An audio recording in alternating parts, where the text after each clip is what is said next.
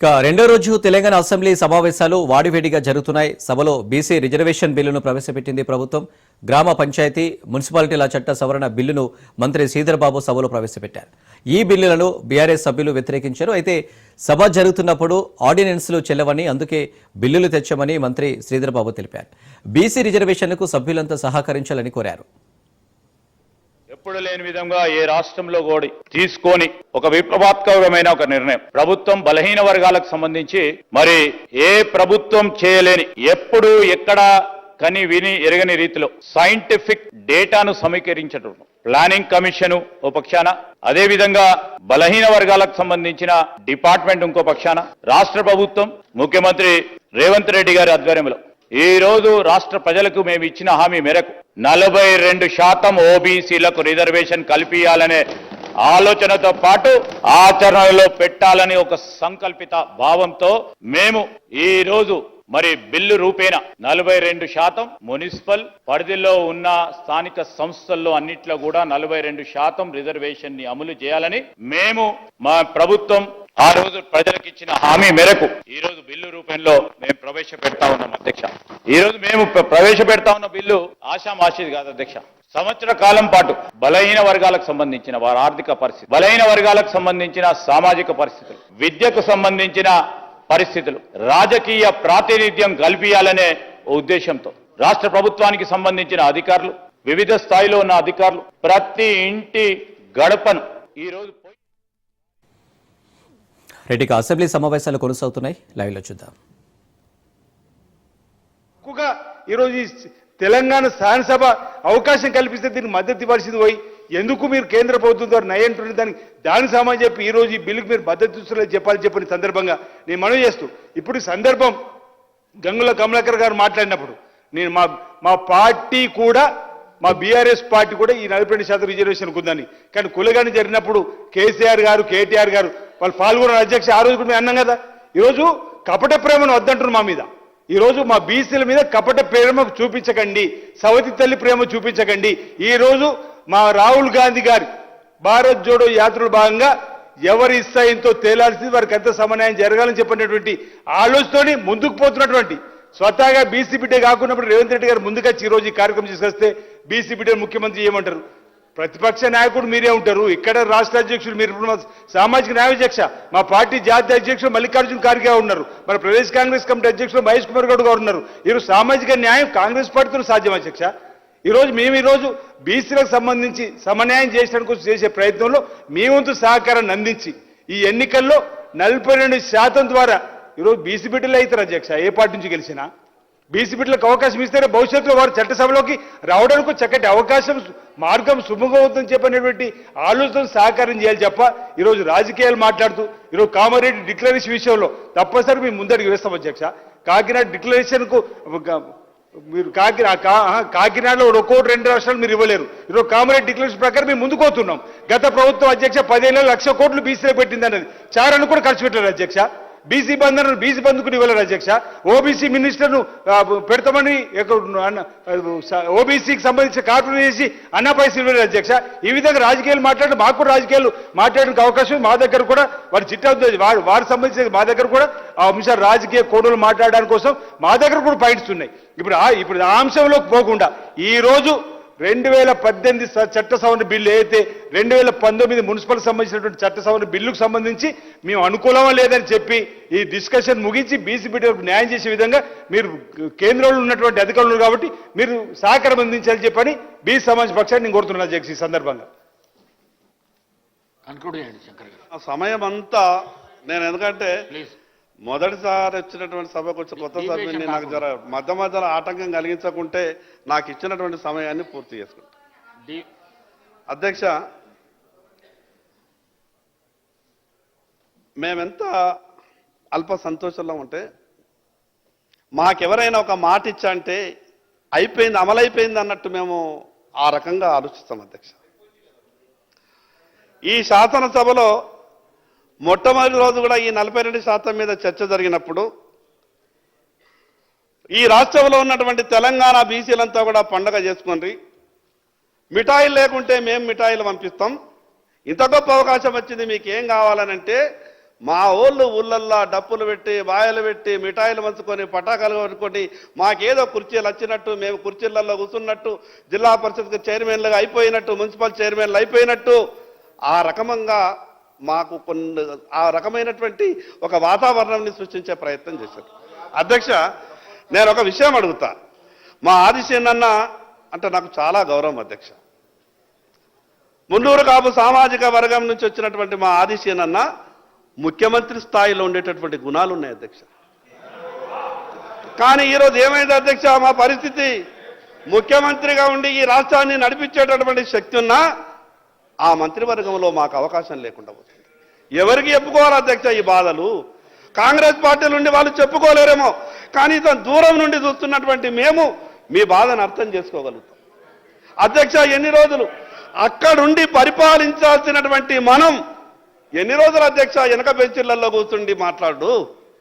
అక్కడ ఉండి ఈ రాష్ట్రాన్ని, అక్కడ ఉండి ఈ తెలంగాణ రాష్ట్రాన్ని పరిపాలించాల్సినటువంటి మనం వెనక బెంచ్లో ఉండి మద్దతు ఇచ్చేటటువంటి విషయంలో కొంత ఆలోచించాలా అధ్యక్ష. బీసీల పరిస్థితి ఉమ్మడి ఆంధ్రప్రదేశ్ రాష్ట్రంలో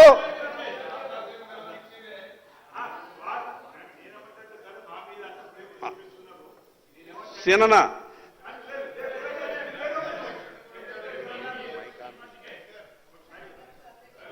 శంకరన్న గారంటే నాకు కూడా మంచి అభిప్రాయం ఉంది, వ్యక్తిగత స్నేహం కూడా ఉంది. అందులో ఏమాత్రం అన్న లే, అందులో ఏమాత్రం అనుమానం లేదు. నేను వేరే ఉద్దేశంతో అంటలేను. సరే, మా పైన మీరు ప్రేమ చూపిస్తున్న సందర్భంలో మా శ్రీధరన్న గారు కూడా అంటున్న సందర్భం, మీరు ముందు సీట్లో కూర్చుంటే ప్రతిపక్ష నాయకుడికి మీరు ఉంటే బాగుంటుంది అనేది మా వైపు కూడా ఆలోచన ఉందనేది చెప్పే ప్రయత్నం చేస్తున్నాం అధ్యక్ష.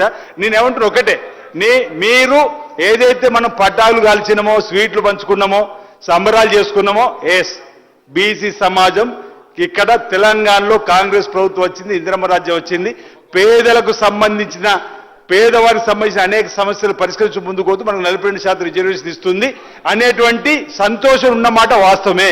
కానీ ఆ సంతోషాన్ని ఆవిరి చేసింది మాత్రం కేంద్ర ప్రభుత్వం. నేను మిమ్మల్ని అడుగుతున్నా, నేనేమంటున్నా, మీరు అనేది మన బీసీలందరూ కూడా ఇక్కడ తెలంగాణ ఈ సభలో రేవంత్ రెడ్డి గారి నాయకత్వంలో తీసుకున్నటువంటి నిర్ణయానికి అనుగుణంగా సంతోషపడ్డ మాట వాస్తవమే, పట్టాకులు కాల్చుకున్న మాట వాస్తవమే, స్వీట్లు పంపిణీ చేసుకున్న మాట వాస్తవమే. రేపు మనము చట్టసభల్లోకి అడుగు పెట్టడానికి ముందడుగు స్థానిక సంస్థలో మనం వెళ్తున్నాం చెప్పని సంతోషం. కానీ ఈరోజు భారతీయ జనతా పార్టీ ప్రభుత్వం యూటర్న్ తీసుకోవడం వల్లనే ఈ సమస్య ఉత్పన్నమైంది. కాబట్టి ఈరోజు బలహీన వర్గాలకు సమానం చెప్పాల్సిన బాధ్యత మీ పైన ఉందనేటువంటి మాట నేను చెప్పేటువంటి ప్రయత్నం చేస్తా ఉన్నా. మీరు షెడ్యూల్ 9లో చేర్చే విధంగా మీరు ఒత్తిడి చేసి ఉంటే ఈ రోజు ఈ పరిస్థితి వచ్చేది కాదని దయచేసి గమనించాలని చెప్పని నేను భారతీయ జనతా పార్టీ సభ్యులు గౌరవ మిత్రులు శంకర్ గారికి నేను చెప్తా ఉన్నా. బీజేపీ ఇప్పుడు అన్నచ్చి మీ చెవులు చెప్తున్నాడు, ఆ స్థానంలో మీరు కూర్చోవాలని చెప్పి నేను కోరుకుంటున్నా అధ్యక్ష.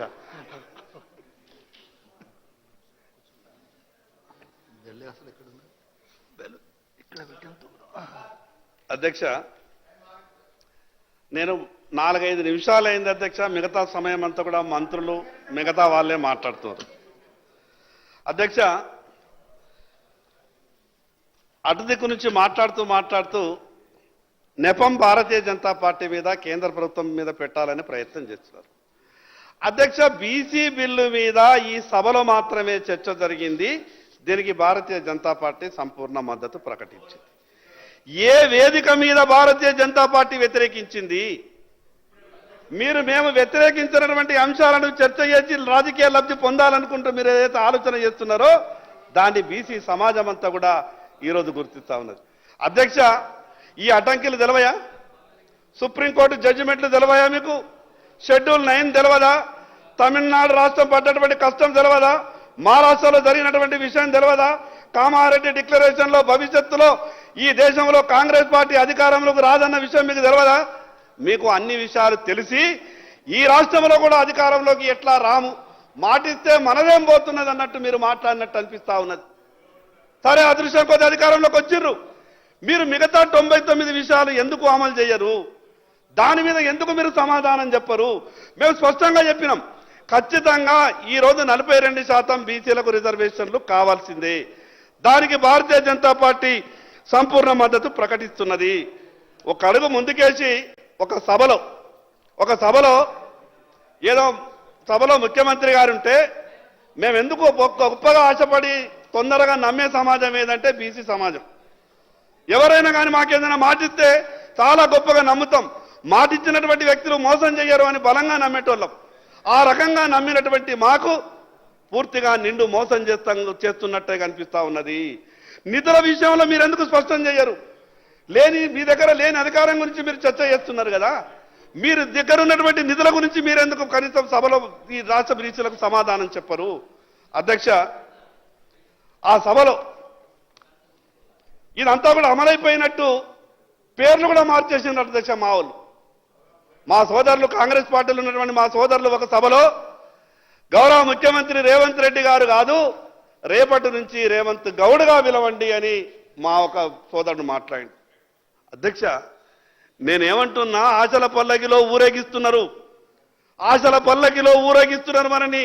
ఆ రకంగా ఊహించుకోండి అని అంటున్నారు. ఇంకా మన చేతిలోకి ఏమీ రాలేదు.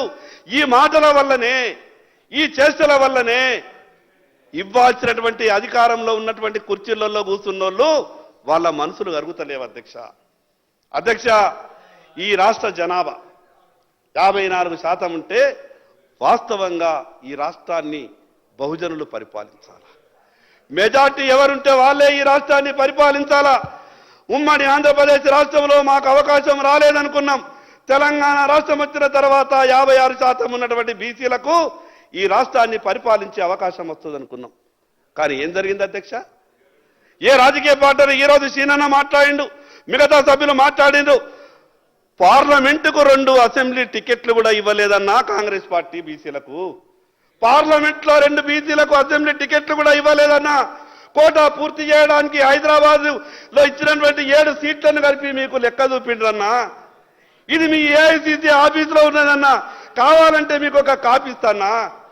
ఇంత అన్యాయం జరిగినా కూడా లేదు మాకు మంచే జరుగుతుంది, మీరేం మాట్లాడకుండానంటే అటు దిక్కున్నటువంటి మీరు మాట్లాడడానికి మీకు ఇబ్బంది వస్తుందేమో. కనీసం ఇటు దిక్కున్నటువంటి మేము మాట్లాడే ప్రయత్నం చేస్తున్నప్పుడైనా సహకరించేటటువంటి ప్రయత్నం చేయండి అన్న. అధ్యక్ష, ఈరోజు తెలంగాణ రాష్ట్రంలో ఈ రాష్ట్ర బీసీలకు జరుగుతున్నటువంటి అన్యాయం మీద మాట్లాడేటప్పుడు ఈ రాష్ట్రంలో ఉన్నటువంటి నా బీసీ సోదరులు కూడా తెలంగాణ అసెంబ్లీ వైపు చూస్తున్నారు. మా గురించి ఏమన్నా చర్చ జరుగుతుందేమో, మా గురించి ఏమన్నా మంచి జరుగుతుందేమో. అధ్యక్ష, ఈరోజు సీఎంఓ కార్యాలయం చూడండి. అధ్యక్ష, ఈ రాష్ట్ర ఇంటెలిజెన్స్ వ్యవస్థను చూడండి. ఈ రాష్ట్ర హైకోర్టు అడ్వకేట్ జనరల్ వ్యవస్థను చూడండి. దేంట్లో మాకు భాగస్వామ్యం కల్పిస్తారు అధ్యక్ష? మేము వార్డు మెంబర్లు మాత్రమే కావాలన్నా? ఎంపీటీసీలు మాత్రమే కావాలన్నా? మండలాలకు ఉపాధ్యక్షులు మాత్రమే కావాలన్నా? అధ్యక్ష, మడుము బంగారం ఒక పక్క ఉంటే మాసం హుకూమత్ ఇంకో పక్క. మాసం హుకూమత్ అనేది ఒక గ్రాము అధికారం కూడా 100 కిలోల బంగారాన్ని కొట్టేటటువంటి శక్తి అధికారానికి ఉన్నది. ఆ అధికారం ఇవ్వండి అధ్యక్ష, ఆ అధికారం ఇవ్వండి అధ్యక్ష. ఈ సభ నుండి మాట్లాడగలుగుతానో లేదో నాకు తెలియదు అధ్యక్ష. కొలీజియంలో హైకోర్టు జడ్జిలుగా సిఫారసులు అయ్యేవాళ్ళు కూడా ఎవరు అధ్యక్ష? మీ చుట్టాలే, మీ బంధువులే. మాకు ఈ అధికారంలో ఉన్నటువంటి ప్రభుత్వాలలో చుట్టాలుండరు, మాకు బంధువులు ఉండరు. ప్రతి విషయంలో బీసీలకు అన్యాయం జరుగుతూ ఉన్నది. ఈ జరుగుతున్నటువంటి అన్యాయాన్ని సభ దృష్టికి తీసుకురావడం నా బాధ్యత. సామాజిక న్యాయం అంటే కేవలం ఒక్క 42% మీద చర్చ పెట్టి మిగతా 99 అంశాలని మేము పట్టించుకోము అనంటే మీకు ఓటేసినటువంటి బీసీలంతా కూడా కాంగ్రెస్ ప్రభుత్వాన్ని ప్రశ్నిస్తున్నారు. అధ్యక్ష, నేను మాట్లాడుతున్నటువంటి మాటలు ఈ రాష్ట్రంలో బీసీలకు జరుగుతున్నటువంటి అన్యాయం మీదనే మాట్లాడుతున్నా. నేను ఏ ప్రభుత్వాన్నో నిందించాలనో, ఏ రాజకీయ పార్టీనో నిందించాలని మాట్లాడతలేదు.